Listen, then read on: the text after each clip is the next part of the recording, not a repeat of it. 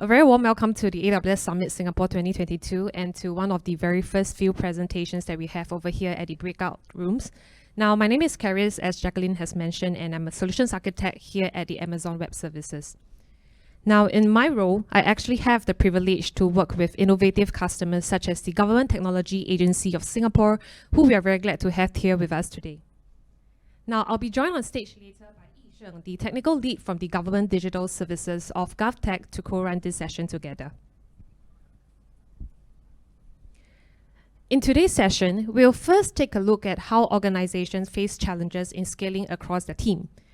Next, we'll then look at how containers on AWS can actually help to accelerate the development and delivery process. We'll then hear from our AWS customer GovTech on how they actually make use of containers on AWS to build a platform that helps to accelerate and do transformative development for the whole of government. Now, before we get started, I just wanted to check with the team. Who is over here, right, have experienced the time before even cloud was a thing? Maybe just raise your hand, just to get a sensing, right? Do you yeah.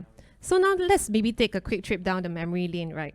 Back in the 2000s, innovation was constrained because before cloud, everything we had to look at was either massive investments or not everything that had nothing to do with the actual product itself. Now, fast forward to after cloud, where everything is programmable. Getting access to the resource and the capacity makes everything much easier, and that itself made a lot of difference. However, we see organizations like companies, universities, and even government bodies find it challenging to scale, move fast, and even respond to events even though all these resources were readily available for them.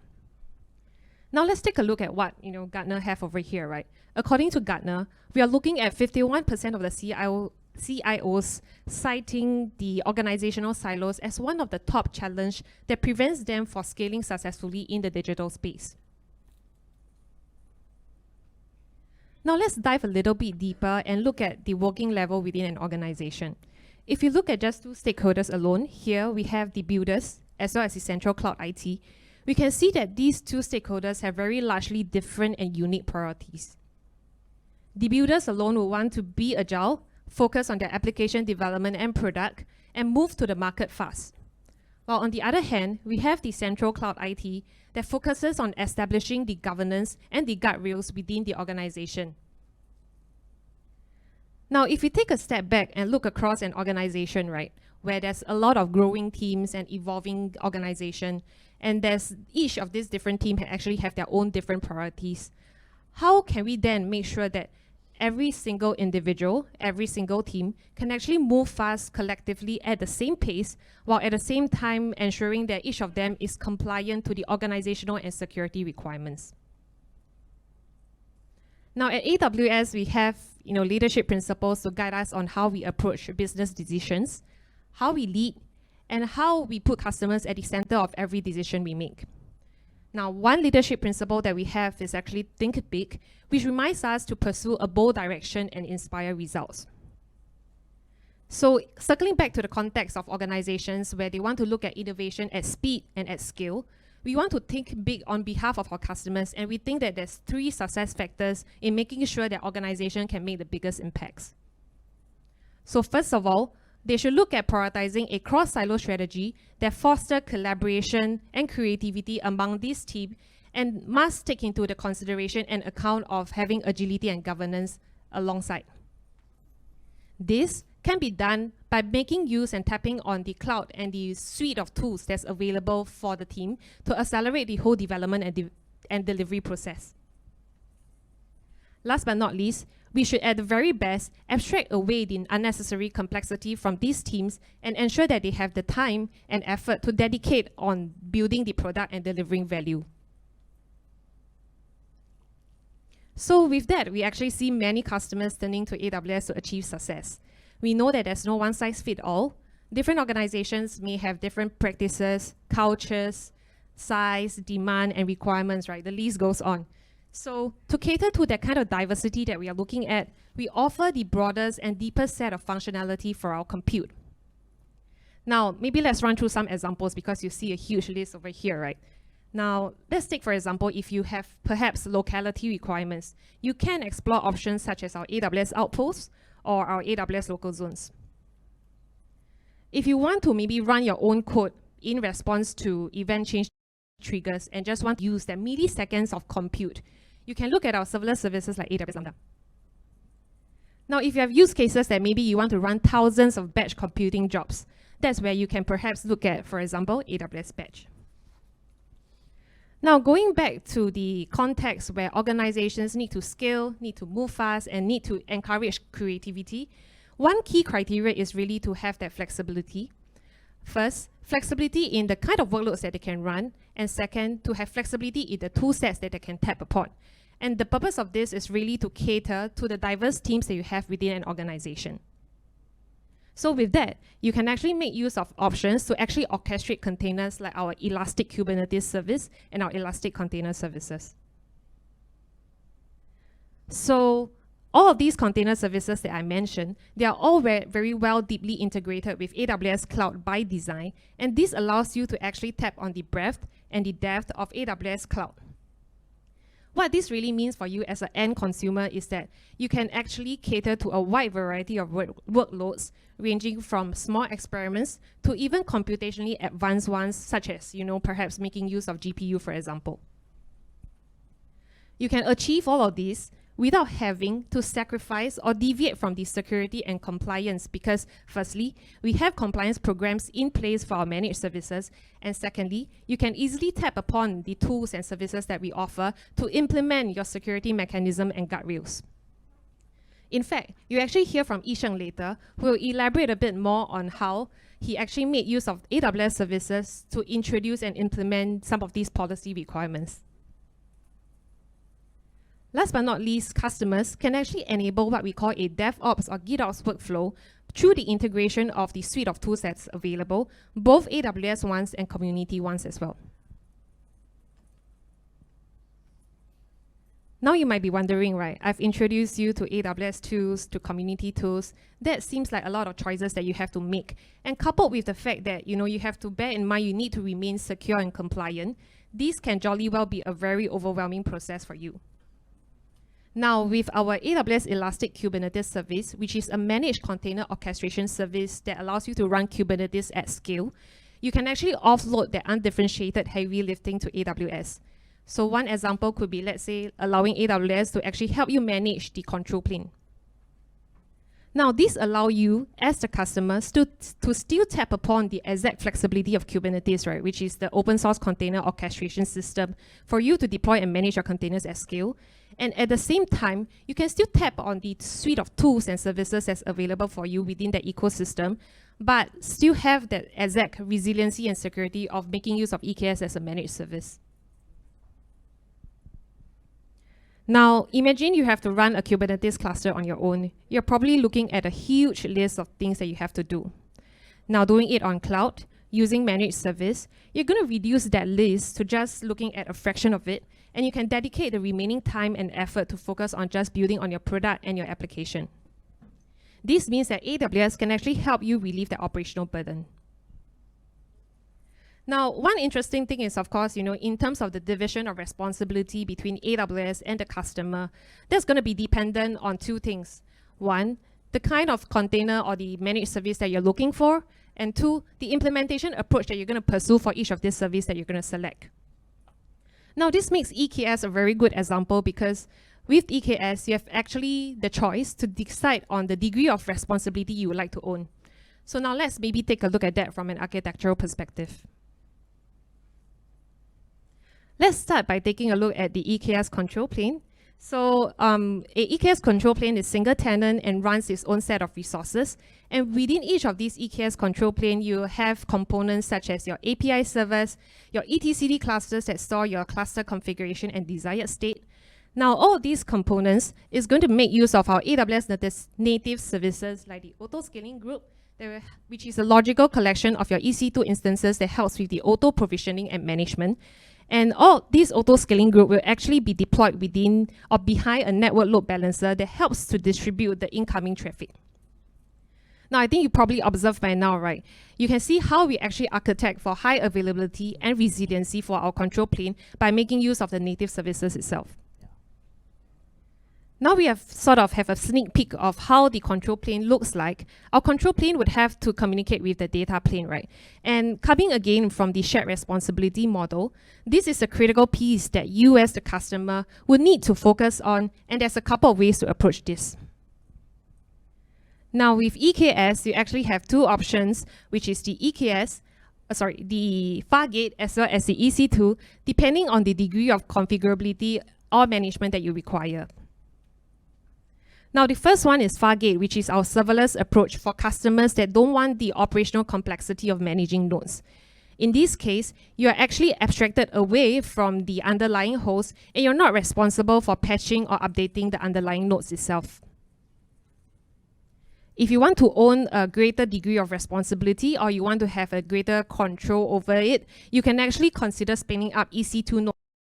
And in this case, two flavors of it, which is the managed node group as well as the self-managed ones.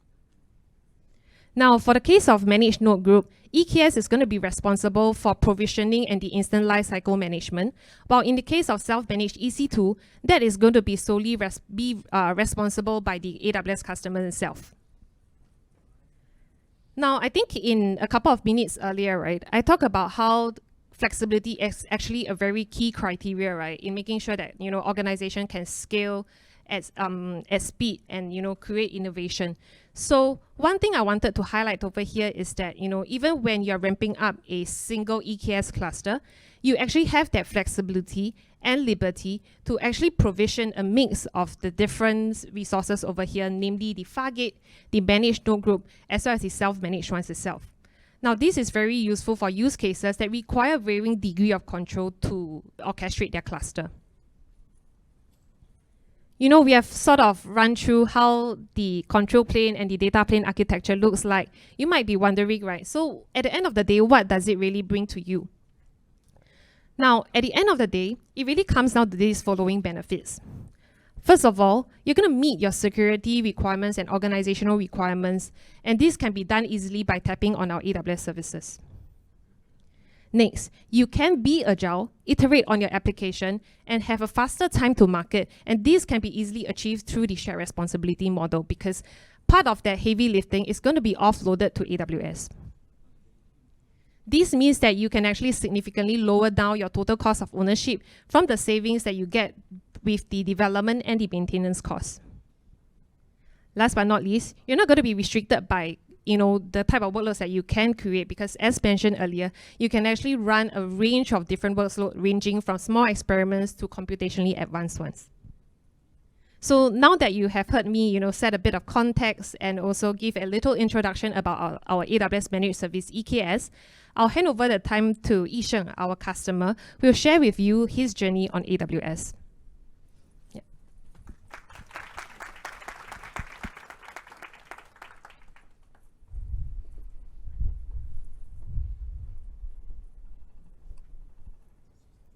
Thank you, Caris. Can you hear me at the back? Good, thank you. Good morning, everyone. My name is Yisheng, and I'm excited to share about how GovTech have built meaningful products and accelerate transformation for development in the whole of government. Let's start off with an introduction. So the Government Technology of Singapore, also known as GovTech, is an agency within the Singapore government, and our mission is to drive digital transformation within the public sector.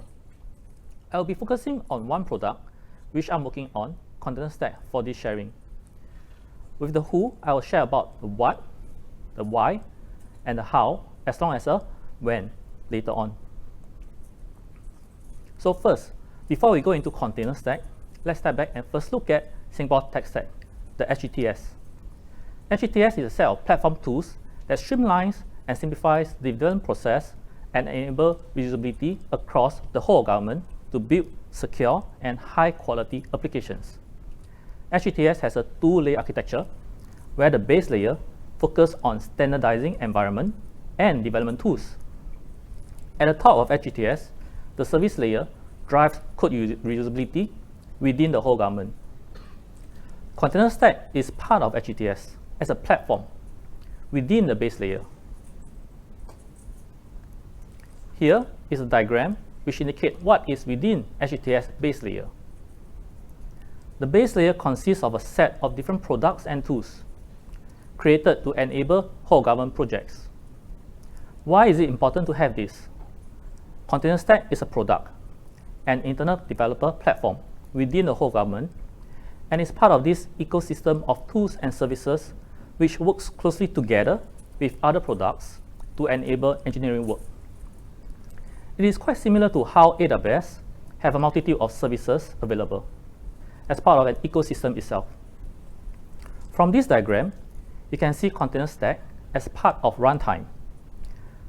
Although it is a single product, there is constant integration and collaboration with each other, which I touch upon later on. For Container Stack, what we are trying to do is to tackle a common challenge faced by teams across a big organization such as the whole government, to allow them to focus on their applications and their business needs, and at the same time juggling with ops, policies, and changes within organizations that have to do with governance. It is important to note that context is different for all organizations. For example, there is best practices and standards available, but each organization will need to have their own customization or specific requirements based on the different specification online too. This implicates the knowledge for engineers to adapt. Projects have a problem to solve. They want to focus on tackling the problem and delivering the values, but they still need to address all these other aspects such as operations, infra, security, compliance, and audit. You may find this slide familiar with some conference before. I stole this specific slide from our DC Chao Ho. He has shared this in a few conferences, and this slide really resonates with us.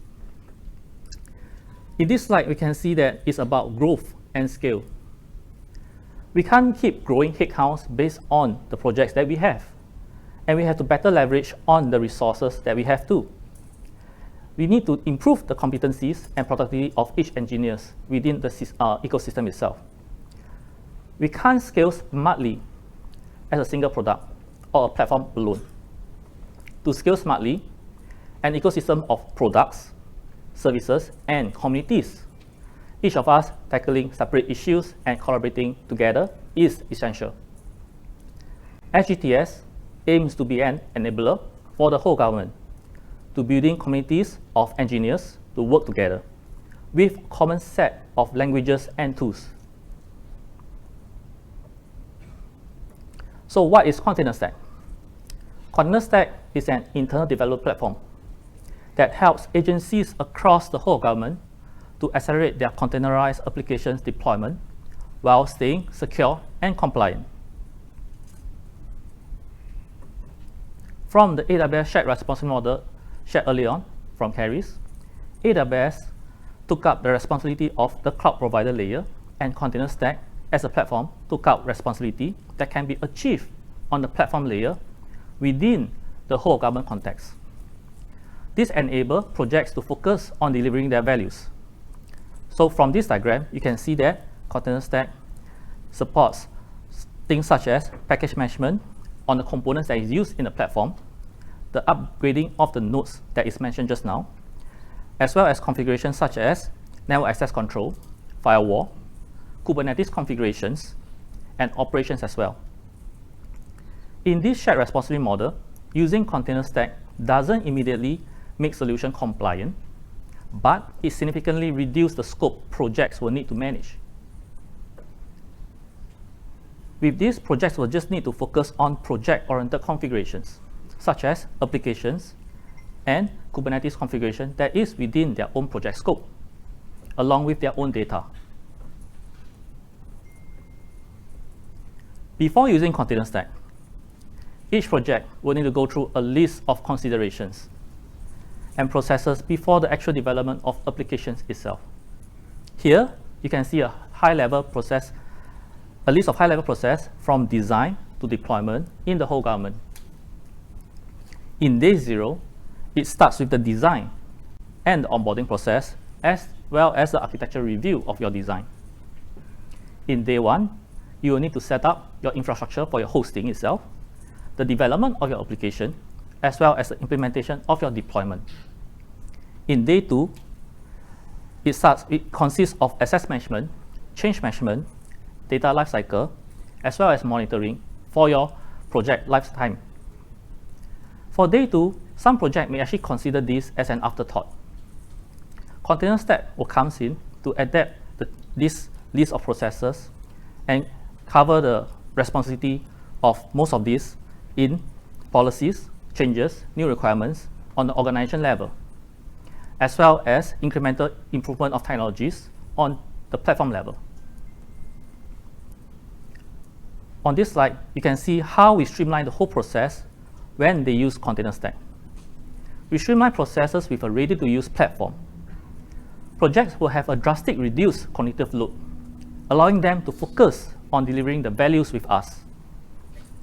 In here, you can see day 0 consists of only onboarding, as well as learning the workflow that we provide. In day 1, they can focus on developing their application, as well as deploy the application with the workflow that we have provided for them. Day 2 is designed and implemented on the platform level, so the engineers can just use our platform out of the box without worrying about the day 2. As mentioned, with a platform, we will be continuously evolving and grow together with the communities together. Before I go into the key philosophy, I'd like to share something about me first. So before Container Stack, I have the privilege of working on another platform. From that platform, it was around 7 years ago in 2015. At that point of time, platform technology is not that mature yet, and I've learned a lot from that project itself. With that, we have derived and learned, coming up with few key philosophy, and with this few key philosophy, we drive our design with this on Container Stack. From here, you can notice there's 2 major key philosophy, which is self-service and everything as code. Without self-service, the value of features is actually drastically reduced. Process of humans and using tickets requires a turnaround time, and this also increases the chances of mistakes. With everything as code, it enables visibility and audibility, which I'll touch upon briefly later on how we do it. It also replaces the traditional processes of service requests and enable a common language for engineers to work together as a committee again. Automation is derived with self-service capabilities along with other advantages such as enhanced quality and reduced overheads for the teams. Flexibility comes in 2 different points. A mindset to enable our users based on their needs. When we design our features, we have to have the flexibility to allow it for their customization. The second point is on the system level. As a platform, we must be flexible enough to go with evolving technologies and adapt to technology changes. For community-driven, we are making use of both open source and inner source approaches to drive knowledge adoption, as well as enable upstream contribution from the communities themselves. For others, most of it is actually to support the 2 key philosophy above. And from the experience, such as we should provide direct interfaces and available tools to our users, such as Kubernetes and the components that we use, so that they can actually adopt all these different technologies and use across teams and have knowledge retention.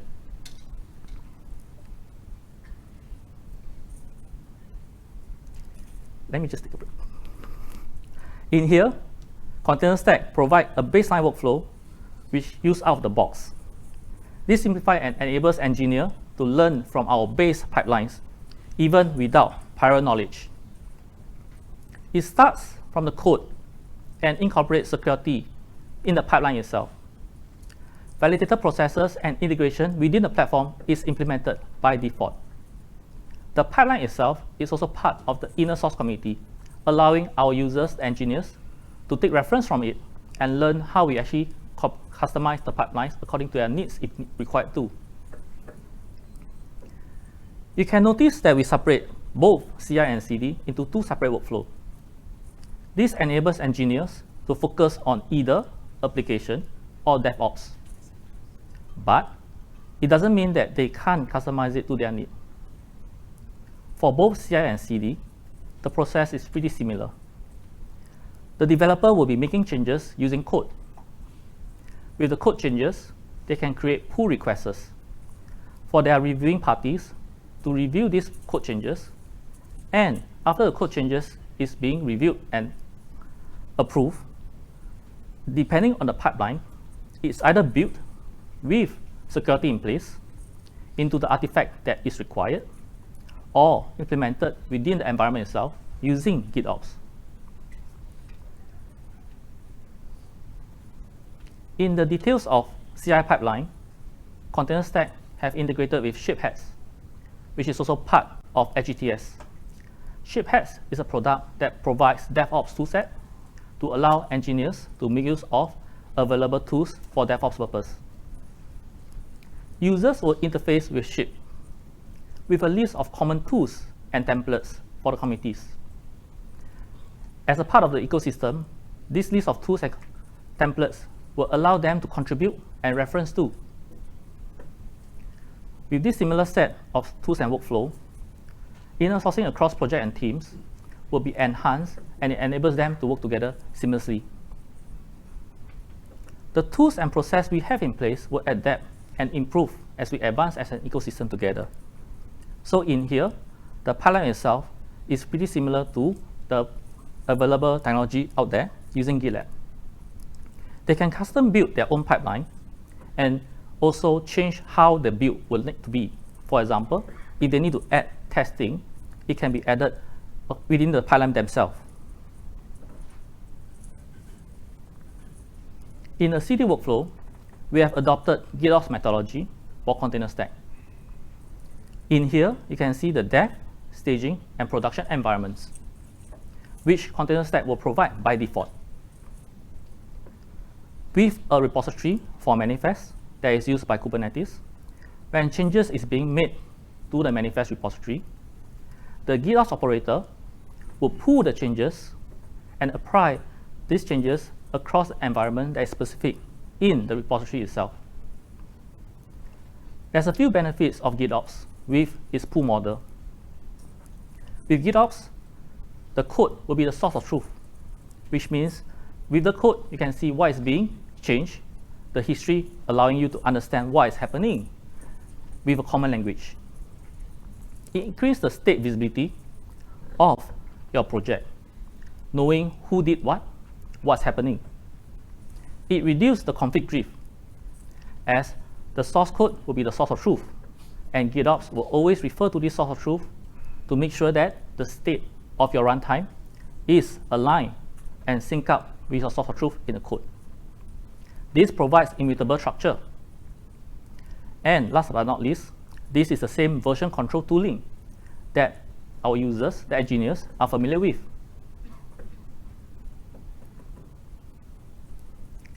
The open flexibility of EKS has enabled Container Stack to build enhancement to suit business needs. In here, you can see the 6 key enhancements that we have.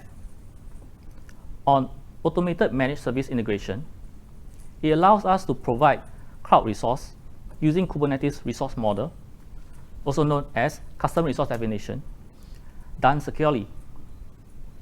In the operation aspect, the platform manages operations for our users to keep the system up and running, such as backup mechanism and patch mechanism is in place to have you keep your focus on the application and value itself. We are also integrated with StackOps, another Singapore Tech Stack product, to provide monitoring capabilities out of the box. The build pipeline integration, as shown earlier, allow us to build and deploy application defined in a systematic manner. And this also, as mentioned, as part of the inner source committee to allow teams to work closely together. GitOps methodology as an integrated workflow enables delivery continuously in a safe and automated way. We have compliance and security framework that is in place to ensure that our environments will meet the compliance requirement and adhere to the best security practice, which I'll touch upon briefly later too. For audit-friendly mechanism, with the above, with everything as code, everything within a Git structure, this will allow us to have a report generation capability based on the Git commit history as well as the centralized logging mechanism. For a hosting platform, there is a lot of mechanism behind the scene.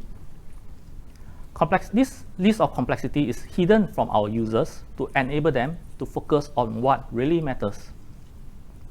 The following two slides show some of the AWS resources that Container Stack is leveraging on to operationalize a platform. For example, in this slide, we are making use of EKS as a managed Kubernetes, which helps us reduce our overheads in operational and security patches that is covered by AWS themselves. With AWS Backup Vault, we enable a single backup strategy for all the multiple resources that is within the AWS ecosystem. This helps us standardize the backup and restore operations that we have in place. We are also making use of AWS key management services to help us manage the keys and enable us to encrypt the data at rest. Continuing from the previous list, in here, some of the key AWS services that helps Container Stack is the AWS System Manager. It helps us in automating our patching as well as visibility across the system that we have. AWS Private Link helps us secure our private connection for the different managed resources that will help provision to our users. There is more than what is listed, but it will be too overwhelming to show everything that Container Stack is actually using. For Container Stack, we intend to have a broad range of use cases. In here, you can see that we are enabling data processing, web hosting, DevOps, and these use cases is growing as more projects comes on board.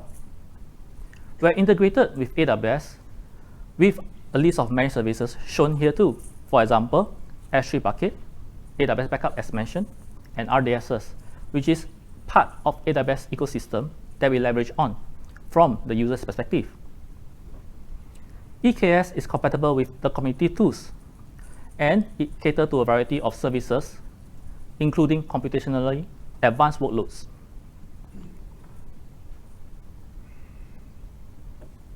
With the open flexibility of EKS, here is a selected list of community tools that Container Stack is using. We are using operators such as Crossplane that is supported by AWS controllers. This enables us to consume AWS cloud resources directly from Kubernetes. For GitOps, we are making use of Argo CD. And we have implemented network segmentation and tenant isolation with Istio service mesh. For compliance and governance, we have open policy agent within our Kubernetes clusters with Gatekeeper. This allows us to make sure that security implementation as well as compliance policies is implemented as code and is part of our clusters.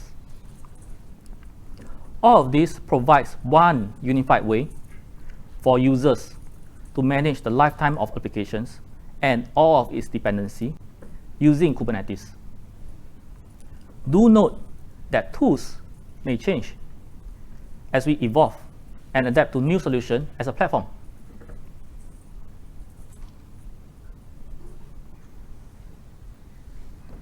To meet our security requirements, we are leveraging on AWS shared responsibility model and their managed cloud services. AWS will assume responsibility for keeping the EKS up to date with Kubernetes patch versions and security patches, where we, Container Stack, are responsible for upgrading the EKS nodes to the latest AMIs by automation. We also leverage on Kubernetes community with available tools.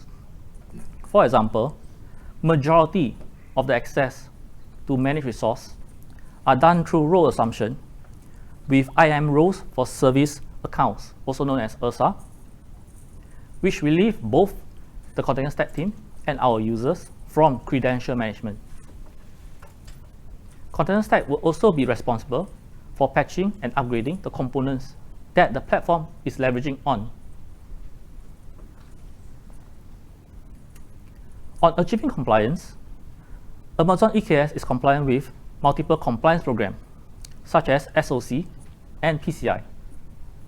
Using AWS services and Kubernetes components, it helps us realize a design that is compliant to the policy requirements that we have. Kubernetes tools available in the open source community also support us in tackling common security and compliance concerns. Container Stack make use of all of this and contextualize and enhance based on organization needs as policies evolve. For the benefits of Container Stack to our users, the 3 key points is reduce process, saving time and effort, as well as reduce costs. On reduce process, on the platform level, since we have covered everything and anything that we can cover on the platform level related to design, approval, testing, and audit, the teams that is making use of Container Stack would have less processes to tackle. This saves time and effort by reducing research and discovery that we took care of, including automation, monitoring, security, data lifecycle, networking, and more. Ongoing effort is also required for a platform and teams. This is for the improvement and operations as well as the evolvement of technologies. Container Stack will take up most of this responsibility, and we work together within the ecosystem together with other products. This saves time and effort again that is required for the different teams to adapt to changes.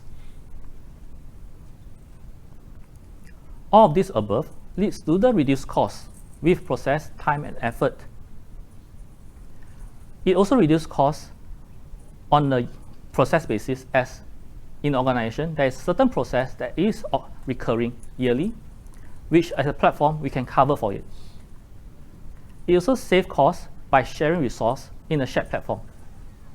Example of sharing is privileged access management and monitoring platform, together with the cloud resources such as EKS control plane, certificates, and common resources. Here is a case study on Container Stack.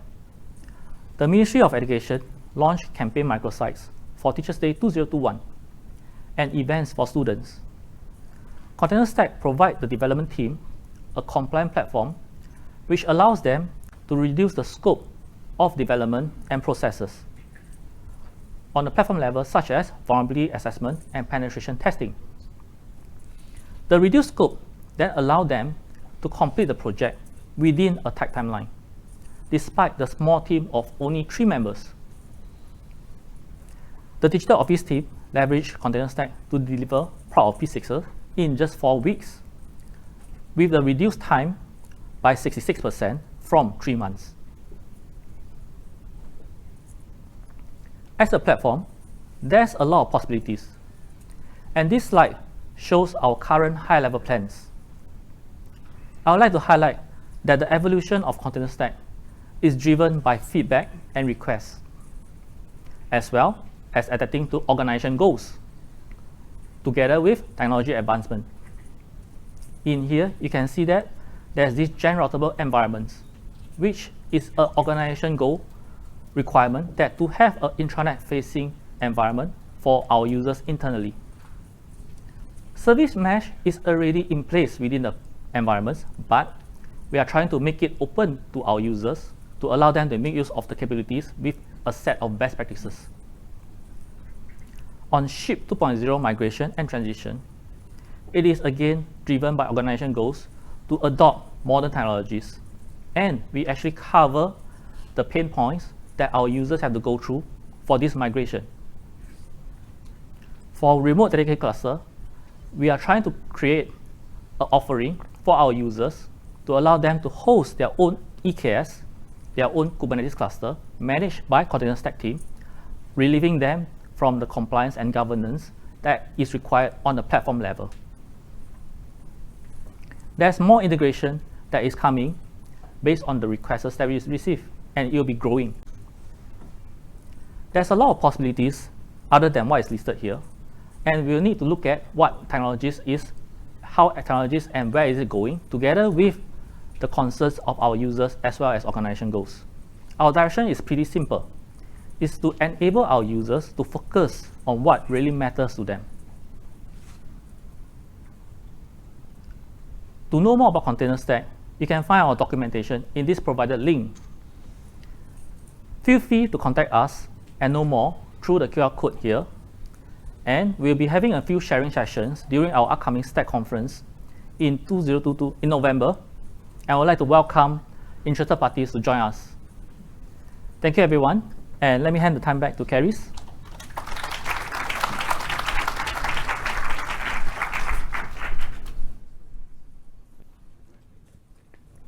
Now, thank you, Yi-Sheng, for sharing with us the success story of Container Stack. I think this is a very great example of how the team actually employed a cross-silo strategy and achieved scale using containers and accelerated transformative development across the whole of government, tapping on the open flexibility of Kubernetes. Now, what this also means is that it actually empowers the whole of government to actually remain secure, stay compliant, and reap significant cost savings by getting to the market faster.